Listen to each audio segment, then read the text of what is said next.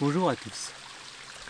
Alors bon, ça fait un petit moment que j'ai pas fait de vidéo parce que tout l'été était plutôt chargé à la construction de mon mémoire que j'ai publié et que je continuerai même de publier partiellement par petites parties sur mon site web. Donc je vous invite à aller le voir si ce travail vous intéresse. Il s'intéresse principalement à comprendre la psychopathologie et la prise en charge justement de tout ce qui est soucis mentaux à travers l'histoire et à travers les différentes civilisations qui ont peuplé l'histoire, en essayant de voir comment justement les prises en charge changent en fonction des visions qu'on a sur le monde, comment on conçoit la réalité, comment on conçoit notre environnement.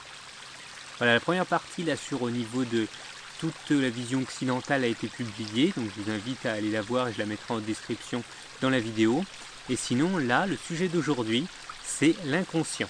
Et c'est-à-dire essayer de comprendre qu'est-ce que l'inconscient et d'où ce concept vient.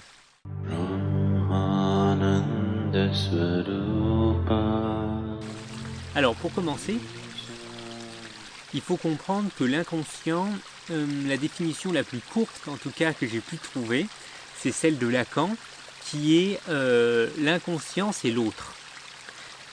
Quand il expliquait ça, l'autre, il le mettait avec un grand A, dans la notion que c'est l'inconcevable.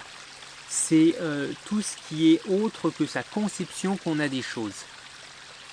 Exactement, si on prend la métaphore, par exemple, un peu facile, on va dire que voir le verre à moitié vide ou à moitié plein, eh bien celui qui voit le verre à moitié vide, eh bien se concentre uniquement sur le vide et du coup ignore complètement le plein.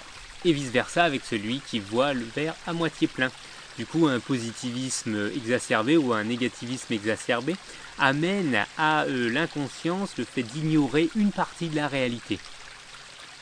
Et à mon sens, la recherche de l'inconscient remonte du coup beaucoup plus loin que la psychanalyse.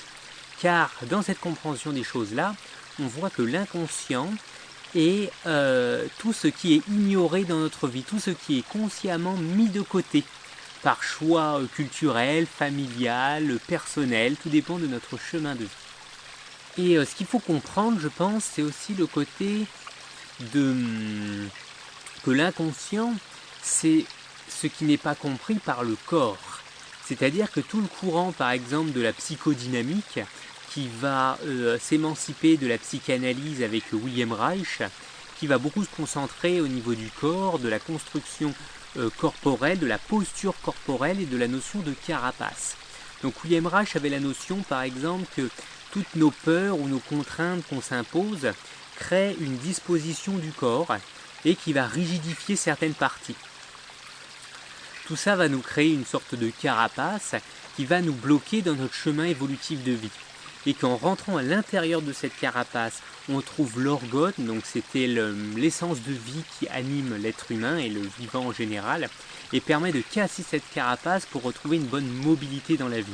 C'est tout ce qu'on va retrouver aussi à travers la pratique du yoga, où certaines postures vont être difficiles, et en les travaillant, on va retrouver une souplesse au niveau corporel, mais aussi au niveau intellectuel et mental. C'est vraiment ce pivot-là qui est intéressant à faire. Et que proposait William Reich à travers ses thérapies, en observant la personne, à travers sa posture, son comportement que ce soit dans la vie sociale, mais aussi son comportement au niveau de l'entrevue qu'il avait avec cette personne. Et de voir certains points d'application pour changer ça et retrouver une plus grande mobilité. Mais pour revenir justement à cet inconscient, j'aimerais prendre une métaphore, c'est celle de la voiture. Quand vous êtes enfant, vous êtes côté passager ou alors à l'arrière et voyez vos parents conduire. Et là, à ce moment-là, intellectuellement, vous comprenez qu'il faut bouger les trucs de vitesse, il y a sûrement quelque chose avec les pédales, il y a le volant, vous comprenez globalement. Mais quand vous avez fait vos premières heures en auto-école, vous avez pu constater que vous aviez eu beau concevoir globalement l'idée, c'était pas aussi évident que ça. Et au minimum, après une vingtaine d'heures, la conduite commence à être comprise dans le corps. Et après des centaines et des centaines d'heures de pratique personnelle, là, à ce moment-là, c'est vraiment compris, c'est intégré, ça peut être fait en double tâche. Et là, on passe de l'inconnaissance à la connaissance. C'est uniquement du coup par une compréhension corporelle qu'il y a vraiment une intégration. Et ça se ressent à travers tous les entretiens que j'ai pu faire avec les gens. Il y a quelque chose qui est compris cognitivement. Ils vont dire oui, je sais tout ça par exemple, mais j'arrive pas à le mettre en application. Et c'est cette mise en application qui est la vraie connaissance. C'est d'ailleurs une notion qu'on peut faire avec les définitions diffèrent, mais en tout cas c'est celle que je préfère parce que j'arrive facilement à la retenir, qui est celle de savoir et connaissance. Si on fait cette traduction au niveau de la langue des oiseaux, savoir, ça pourrait être voir cela, voir ça, et du coup c'est le fait d'observer mais sans le ressentir à l'intérieur de soi. Alors que connaissance, c'est naître avec, c'est naître en même temps que cette chose-là. Dans la conduite, une connaissance de la conduite serait alors naître avec la voiture, être plus que soi-même, sentir toute la voiture, toute cette infrastructure quand on bouge.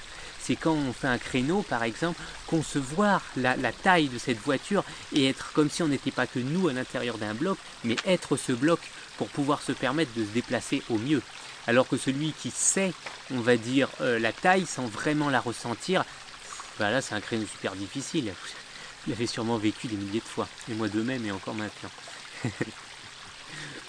Voilà pour la métaphore qui est à mon sens intéressante pour comprendre que l'inconscient se visite à travers le corps, à travers l'expérience, et pas du tout avec l'intellectuel. L'intellectuel permet de voir où on va, mais si on ne l'expérimente pas par le corps, c'est comme si c'était oublié. C'est comme un rêve qui serait mis de côté après et qui serait complètement oublié. Voilà pour cette première aperçu de qu'est-ce que l'inconscient et comment il se visite. J'aimerais développer maintenant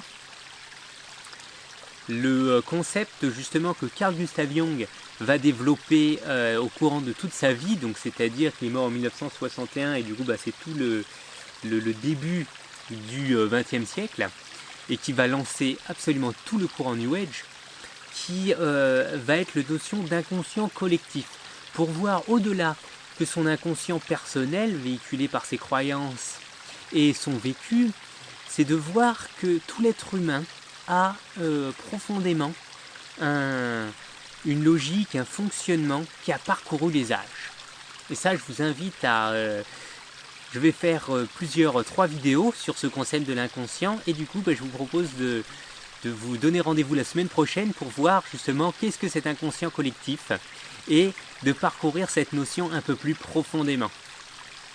Ainsi, je vous invite à vous abonner afin d'être averti dès que je sortirai cette vidéo.